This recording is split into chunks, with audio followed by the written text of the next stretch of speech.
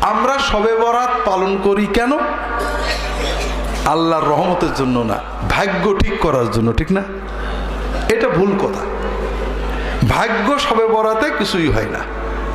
ভাগ্য ঠিক হয় আল্লাহর পথে চললে, বিশেষ করে মা বাবার খেদমত আর রক্ত সম্পর্কের আত্মীয়দের সাথে ভালো সম্পর্ক রাখলে।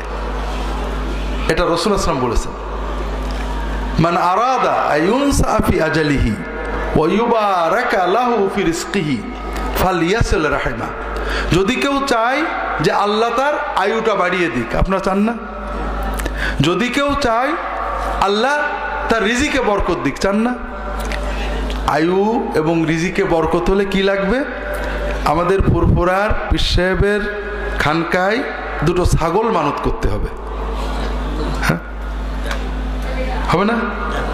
আমরা তো ওই গল্পই বলি, অমুক ফুরফুরা হুজুরের খানকায় ছাগল মানত করেছে, তার ছেলে চাকরি পেয়ে গেছে, অমুক এটা করেছে, এরকম আছে না নেই? গল্প শোনেন না?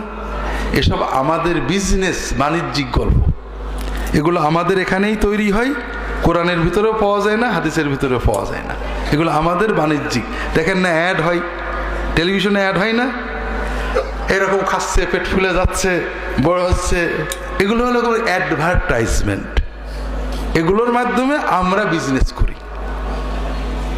আল্লাহর কোরআনে কোথাও নেই যে কোথাও মানত করলে কোনো কিছু হয়, বরং আল্লাহ রাসূল হাদিসে, বুখারীতে, মুসলিমে সব হাদিসে আছে যে মানত করো না, মানতে কিছু হয় না। যারা কৃপণ আল্লাহ তাদেরতে মানত দিয়ে বের করে নেয়। আন-নাযরু লা ইয়াতি বিশাই লা ইয়াতি বিখাইর ইন্নামা ইস্তাখরাজু বিহি মিনাল বাখিল। রাসূলুল্লাহ বলছেন, বিপদ কাটে দানে।